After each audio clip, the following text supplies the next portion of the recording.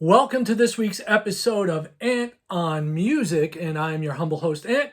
As we're plowing through the new year already, we're already in the middle of January. Can you believe it? And it's going fast already this year.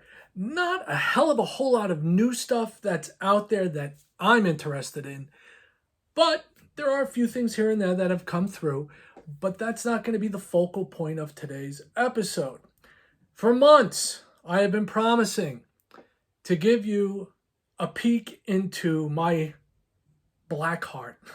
No, I've been promising to give you a look at what I call guilty pleasures, things that you might be surprised that I like, or stuff that's kind of I'm not talking about the weird stuff because we know I talk a lot about the weird stuff I listen to, but more of the stuff where you kind of go, really, you like that, and I'm talking about stuff that I have multiple albums of the same band, but we're not going to go through like a whole thing of one band. I figure I'd give you a taste of two or three, and also show you a couple of new things that I grabbed this week as well, re-release stuff, which is kind of neat. But before we get into that, as I always ask, please drop a comment, give a thumbs up. Tell me what you like, what you don't like. Tell me what your guilty pleasures are. That's what I'd like to know. Are yours similar to mine? Is there stuff that you think is so off the beaten path and you'd be like cringing that people thought you listened to it? Let me know what those are. And most importantly, subscribe. Okay, so here we go. Being a child of the 80s, all right? I will say that before I was really big into heavy metal, I was really all over the map. I listened to everything under the sun. Whether it was, Prince or Motley Crue or Tears for Fears, I was all over the place. And growing up in the mid 80s and being in high school in the mid 80s, I went to a lot of school dances. And of course, you're not going to hear a hell of a whole lot of stuff that's, hard rock stuff. You generally heard a lot of new wave, a lot of disco, which I really don't have much love for, with an exception here or there. But one of the bands that I really, really dug and I went full on into, as I could say if I wanted to, I could have named this episode Guilty Pleasures, or I was a teenage Duran Duranie. Yes, I was a Duran Duran fan. Still am to this day. I've kind of grown with the band, and I started early. Started with the first album. This is an original pressing from EMI back in the day, and it's basic black, but I've kept it in fairly good condition, as you can tell considering the age on this. Came out in '81, and this is before they blew up huge, but this definitely launched their careers. Right off the bat, started with the first song on the first side, Girls on Film. Then you had Planet Earth. Anyone out there? Careless Memories. Oh, To the Shore. Careless Memories, another great song. Night Boat, which if you're a big Duran Duran fan, you probably dig the night version of that. I have that as well on a box set of theirs. Sound of Thunder, Friends of Mine, and Tel Aviv. They had a phenomenal career in the 80s. They really were MTV darlings, a bunch of good-looking dudes. And they've proved since then that they can actually play. Nile Rodgers of Chic has played with them, and they've done some fantastic covers, even of like stuff like White Lines. I think they're a pretty rock solid band, no pun intended. And they've weathered, and they're in the Rock and Roll Hall of Fame, and I believe they deserve there.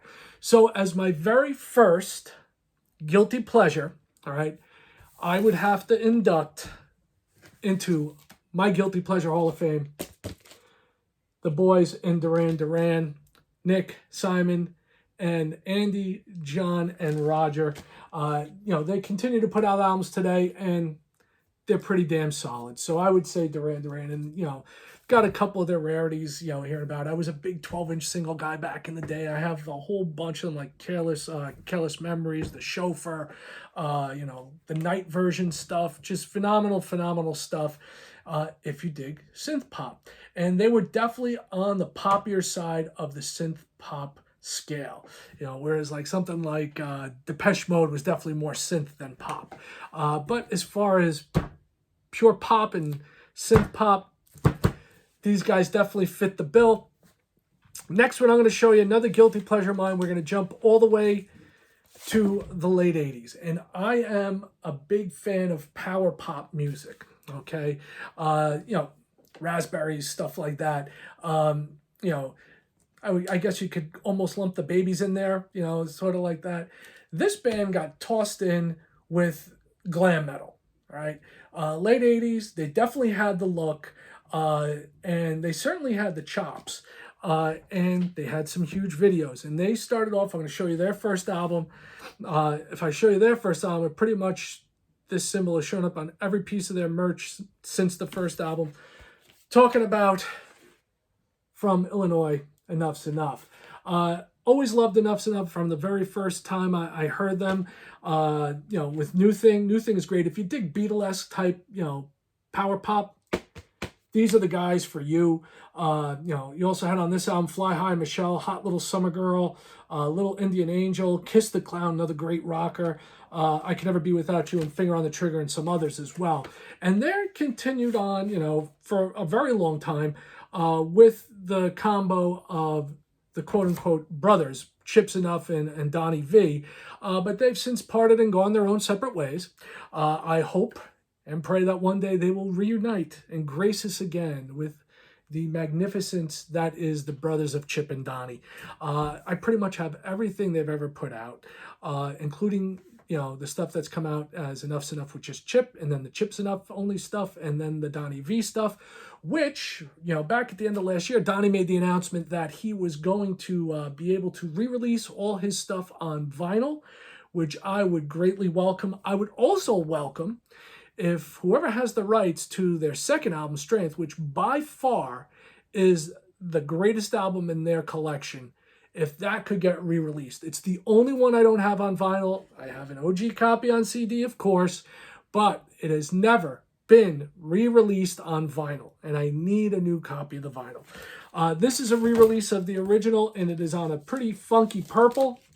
And if you collect vinyl, this is a nice 180-gram version of this album. If you collect vinyl, they did a magnificent job with all their re-releases, and everything has come out in a multitude of colors. It's really neat. Nice to have this one and this color on vinyl. Power pop extraordinaire. Like I said, if you dig Cheap Trick, definitely something you'd want to get into. All right. So these guys are great. If you've never heard of them, check them out. I'm sure you've heard of Duran Duran, whether you wanted to or not, but these guys, maybe not. Unless you're, an old school 80s metalhead, you probably heard them. Definitely on the lighter end of fare for that time, but definitely very cool as well. And this is another one that I would throw into the Guilty Pleasure, Hall of Fame for me. All right, next thing we have, all right, one of my favorite power pop bands, and this is more towards the power pop end of stuff, and you could say they have almost a bit of like Queen in them, all right? And talking about a band that they put out a couple of albums, then went poof. Then there was like sporadic releases here and there of demos and things like that, and then they regrouped recently, most of the members, as the Licorice Quartet, but it's only 3 members. Talking, of course, about Jellyfish. And this is their second album, Spilt Milk. As you can see here, this is just basic black vinyl, but wanted to talk to you about Jellyfish and also about their first 2 albums, and also a box set of theirs I got, which is pretty cool. And this one, this one had Join a Fan Club, Sabrina Paste and Play-Doh, New Mistake, Glutton of Sympathy, Ghost at Number 1, which was probably the biggest hit off of this album, Bye Bye Bye, which is not in sync, All Is Forgiven, and then into Russian Hill, which for me is probably one of the greatest transitions ever to be put forth on record. If you have that on CD and you listen to it, it is flawless, and it sounds just like a crashing of a symphony into a beautiful acoustic guitar, and it's absolutely mind-blowing on headphones. If you've never heard of Jellyfish, just for that alone, okay, it's worth checking out. Also, She's My Best Friend, Too Much, Too Little, Too Late, and Brightened Up. So you have that as well. Sorry, Brighter Day. So you have this Jellyfish. This is their second album. Now, like I said, they also released this 4 CD set called Fan Club. And this is really cool because it has rarities on it, live stuff, stuff from the first album, stuff from the second album, demos of stuff, and even stuff from radio when they were, they did appearances on radio. So the first disc on this is their initial album, the demos for Belly Button, all right? And that was from 88 to 89. Then you had disc 2, which was the Belly Button Tour, okay? Also known as the Innie Outie Tour from 90 and 91. And you had stuff on there like Sugar and Spice. They actually did the McDonald's Big Mac theme song. Not kidding. All I Want Is Everything. Hold Your Head Up, which is an Argent tune. Jet Wings, it's like very cool stuff. If you can ever come across this, it's definitely worth picking up. Disc 3 was Spilt Milk, which we showed you earlier. It's the demos for that. And disc 4 is the Spilt Milk Tour, which encompasses stuff from both albums and also some cool covers as well. As far as the CDs go, they were a very colorful band. They dressed very mod 60s, funky, way out there. Try and show you. This is an updated cover of the Spilt Milk album. And give you an idea of what the boys in the band look like. Kind of get an idea from here what their mode of dress was. They were very, very influenced by the 60s, and they probably would have fit in well on like the Partridge Family as far as their look goes. So those are my 3 that I would enter into my guilty pleasure Hall of Fame. Definitely, these are probably my top 3 guilty pleasures. And I don't even know how much of a guilty pleasure Jellyfish is. They just didn't have a long career, but they were phenomenal, and so many people dug them at the time. And they were one of those bands that was everywhere. They blew up huge, and then just poof, evaporated, disappeared. As far as new things go, all right, got a couple of new things. Got one new re-release, and then a box set, which is a re-release of live stuff. First thing we're going to show you is the latest re-release, and this is in a campaign of re-releases from Great White, okay? And this one is hooked, probably with their most favoriteest album cover. This comes on the heels of Twice Shy, and a little bit, they say, paled in comparison, but I think it held ground. They were releasing albums at a pretty frantic pace, late 80s, early 90s, and this took their Led Zeppelin and AC/DC sound that they kind of melded together, along with Jack Russell's phenomenal blues vocals, and it just continued on. It was the next step, and I really hope they continue these re-releases of the Great White catalog. So inside you've got the lyrics and liner notes, picture of the boys in the band as they were at that time. Take a look at the back there as well. With the, of course, you got to have the shark present. It is Great White. And this album, also basic black, nothing really to see here. So I'm not even going to bother pulling it out. Nothing to see there, because it's not a piece of color vinyl that you would ooh and ah over. Certainly I wouldn't. We've all seen black vinyl before. But as far as the track listing goes, it kicks off strong with Call It Rock and Roll, the original Queen of Sheba, Cold Hearted Lovin', Can't Shake It, Lovin' Kind, which is a very cool tune, Heartbreaker, all right, not Heartbreaker by Zeppelin, Heartbreaker, their song Heartbreaker, Congo Square, which I really dig, especially on the Sail Away album. I like the version that appears there. South Bay Cities, probably my favorite songs on here are the last 3, which are South Bay Cities, Desert Moon, and Afterglow, which is Humble Pie, I believe. And Afterglow is a great ballad. Like I said, phenomenal album, by Great White. Continue on with their re-release campaign, which is really nice. And like I said, I'm hoping that they release my tongue and make it work. the album with Psycho City on it, Old Rose Motel. That would be next in the catalog pretty much, so that would be pretty cool for them to release that on vinyl. All right, final thing I've got for you this week. All right, last year I showed you that they're on a re-release campaign of the recently departed John Wetton, who is of Asia fame, was in UK, was in Family, was in King Crimson, probably in the best version of King Crimson there was from their inception to the late 70s. He, as Robert Fripp said, is the beast of bassliness, and this is called Consensus, okay? And it is a live compilation. It is big, all right? Didn't come out on vinyl, much like the other John Wetton release, which I showed you, which was the studio albums. This thing is a monster, right? You've got 10 live albums in here, and granted, there's a lot of overlap, but it's great to have everything in one place. And his son and his wife Lisa have done a great job with championing John's legacy and with getting this stuff out to the fans and keeping that music alive by re-releasing it. So this has everything you would possibly want from John Wetton. It's got some very cool acoustic stuff on here. I'm a big fan of acoustic music. Basically what you have here is Chasing the Dragon live in Osaka and Tokyo, Acústico live in America, live in Argentina. You have Hazy Monet live in Osaka, Adama live in Amsterdam, which is bonus disc, and Acústica and Prague Fest 1997. And some of these are multiple disc sets as far as live stuff goes. Some of it's just John solo with a guitar, and it's really, really cool to check out.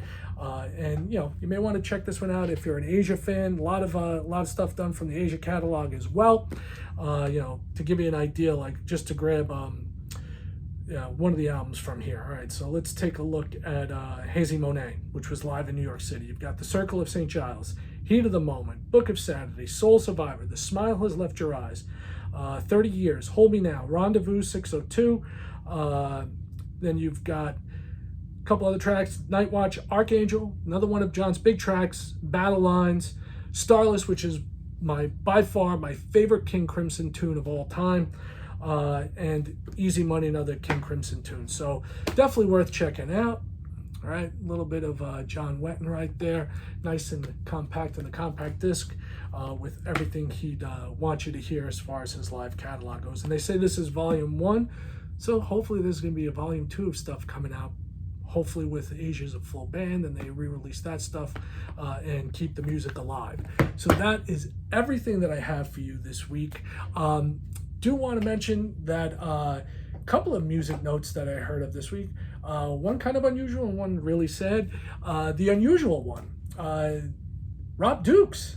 Rob Dukes has been reinstated as the vocalist for Exodus, and Zed is out. Apparently it looks like it was, an amicable parting, I guess you could say. It didn't seem like there were any hurt feelings. And Rob Dukes is back behind the microphone for Exodus. Hopefully that gets them into the studio quicker and gets us a new album that we can talk about, if not by year's end, beginning of next year. The sad thing, this was really sad that I heard this. And, you always know when I have stuff up on my listening wall behind me, it's representative of what the show is about and also what I've been listening to. And if you notice right up over here, if you're familiar with this band, this is 24/7 Spies, okay? And 24/7 Spies was one of the bands that was part of what was known as the Black Rock Coalition. Among, luminaries of that are In Living Color, all right? 24/7 Spies never broke as big as In Living Color, but doesn't mean they were less talented. They just never got the breaks. And unfortunately, this past week, their lead singer, who was known as P. Fluid, his real name was Peter Forrest. Pete, after his music career ended, he did the first 2 albums with 24/7 Spies, left the band, then came back for one album called Temporarily Disconnected, and then parted ways again. Well, Peter unfortunately was murdered this past week. And what makes it even sadder is, here's a guy who was 64 years old. He had ended his music career. and he was working in an ambulance.